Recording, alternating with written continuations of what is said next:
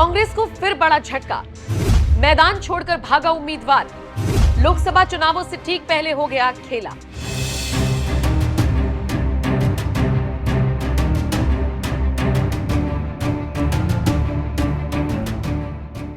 नमस्कार, आप देख रहे हैं एनएमएफ न्यूज। आपके साथ मैं हूं नम्रता चौधरी। कांग्रेस के लिए ये लोकसभा चुनाव किसी यूपीएससी की परीक्षा की तरह हो गए हैं। वो परीक्षा जिसके लिए कांग्रेस ने सारी तैयारियां कर ली हैं, बस पढ़ना बाकी रह गया है। और इन्हीं हालातों से कांग्रेस की नैया पार होने के कितने चांसेस हैं, इसका अंदाजा भी आप लगा सकते हैं। भारत जोड़ो न्याय यात्रा के अलावा मोदी सरकार पर तंज कसना। अब अगर कांग्रेस को लग रहा है कि इन दो चीजों को करने से वो चुनाव जीत जाएगी, तो वो 100% गलत है। एक तरफ कांग्रेस अपने वर्चस्व की लड़ाई लड़ती जा रही है, तो वहीं दूसरी तरफ बार बार अपनों से ही जख्म ले रही है। कांग्रेस के ऐसे कई दिग्गज नेता हैं जो चुनाव नजदीक आते आते पाला बदल चुके हैं। कुछ अभी भी पाला बदलने की फिराक में हैं, और जो हैं वहीं से उल्टी सीधी बयानबाजी कर कांग्रेस आलाकमान के लिए मुश्किलें पैदा कर रही है। सोने पे सुहागा ये कि जिन प्रत्याशियों पर कांग्रेस कहीं कहीं दांव लगा रही है ना, वो किसी ना किसी कारण से पीछे हट रही है। अब कांग्रेस को गुजरात की अहमदाबाद पूर्व सीट से झटका लगा है।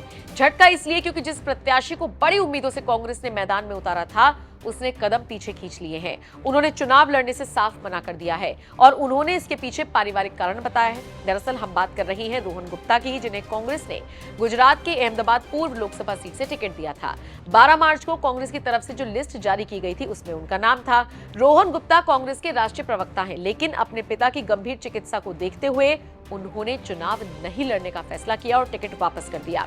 रोहन गुप्ता ने इस बात की जानकारी सोशल मीडिया प्लेटफॉर्म पर दी। एक्स पर रोहन ने लिखा, गंभीर मेडिकल कंडीशन के कारण मेरे पिता अस्पताल में भर्ती हैं और मैं कांग्रेस उम्मीदवार के रूप में अहमदाबाद पूर्व संसदीय सीट से अपनी उम्मीदवारी वापस ले रहा हूं।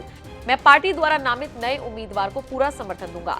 अब कांग्रेस के सामने बड़ी दिक्कत आ गई कि आखिर इस सीट से किसे मैदान में उतारा जाए। दिक्कत इसलिए भी क्योंकि इससे पहले गुजरात कांग्रेस के वरिष्ठ नेता और पूर्व केंद्रीय मंत्री भरत सिंह सोलंकी ने भी लोकसभा चुनाव न लड़ने का ऐलान किया था। अब कांग्रेस के नेता इस सीट को बार बार क्यों छोड़ रही है, इसकी वजह तो फिलहाल वही जाने। लेकिन कांग्रेस के पास अब कोई ऐसा विकल्प नहीं बचा जिसे मैदान में उतारा जाए। आपको ये भी याद दिला दें कि गुजरात की सभी 26 लोकसभा सीटों पर एक ही चरण में 7 मई को मतदान होगा। 12 अप्रैल से नामांकन शुरू हो जाएंगे। नामांकन दाखिल करने की आखिरी तारीख 19 अप्रैल है। नामांकन वापस लेने की आखिरी तारीख 22 अप्रैल है। बहरहाल कांग्रेस के लिए फिलहाल काफी असमंजस की स्थिति पैदा हो गई है, जिससे पार पाना टेढ़ी खीर नजर आ रही है। बाकी अब देखना होगा कांग्रेस कैसे इस स्थिति से निपटती है। और फिलहाल राहुल के शक्ति वाले बयान से नया बवाल मचा हुआ है। जरा सुन लीजिए राहुल गांधी ने क्या बयान दिया, जिसके बाद बवाल मच गया। हिंदू धर्म में शक्ति शब्द होता है। हम शक्ति से लड़ रहे हैं, एक शक्ति से लड़ रहे हैं। अब सवाल उठता है, वो शक्ति क्या है? जैसे किसी ने यहां कहा,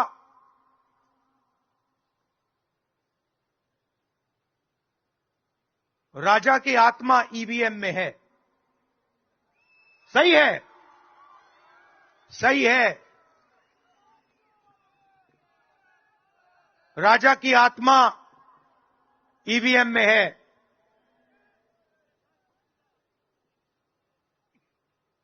हिंदुस्तान की हर संस्था में है,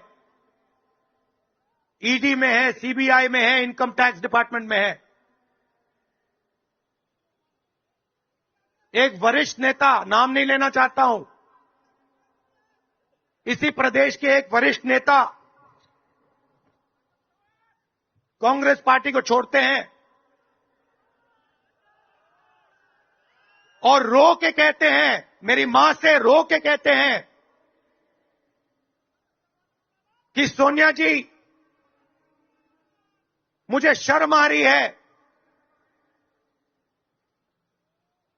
मेरे में इन लोगों से, इस शक्ति से लड़ने की हिम्मत नहीं है।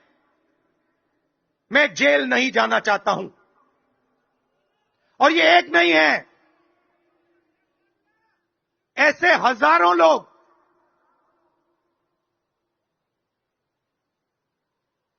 डराए गए हैं। क्या आप सोचते हो शिवसेना के लोग, एनसी के लोग ऐसे ही चले गए? नहीं। जिस शक्ति की मैं बात कर रहा हूं,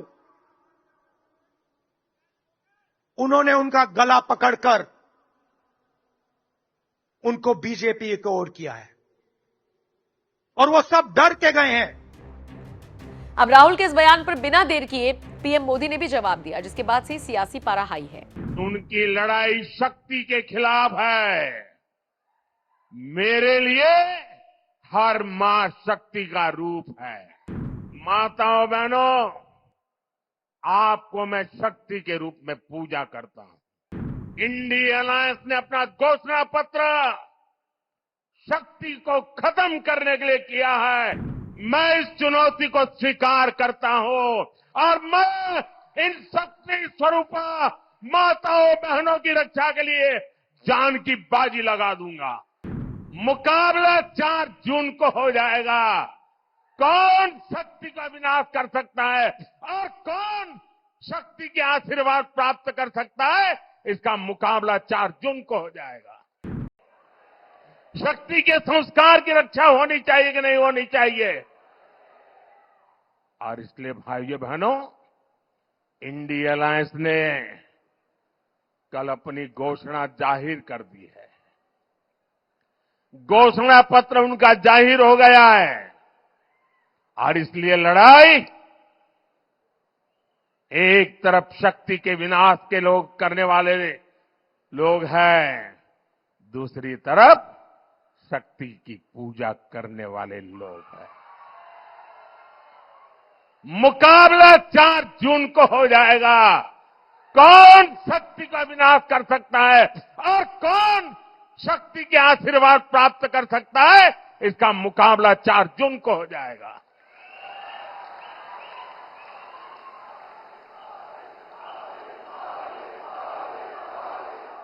उनकी लड़ाई शक्ति के खिलाफ है। मेरे लिए हर मां शक्ति का रूप है। माताओं बहनों, आपको मैं शक्ति के रूप में पूजा करता हूं। इंडिया अलायंस ने अपना घोषणा पत्र शक्ति को खत्म करने के लिए किया है। मैं इस चुनौती को स्वीकार करता हूं और मैं इन शक्ति स्वरूपा माताओं बहनों की रक्षा के लिए जान की बाजी लगा दूंगा। मुकाबला 4 जून को हो जाएगा। कौन शक्ति का विनाश कर सकता है और कौन शक्ति के आशीर्वाद प्राप्त कर सकता है, इसका मुकाबला 4 जून को हो जाएगा। बहरहाल देखना दिलचस्प रहेगा कांग्रेस का अगला कदम अब क्या होगा। बाकी आप इस खबर को लेकर क्या राय रखते हैं, कमेंट करके जरूर बताएं।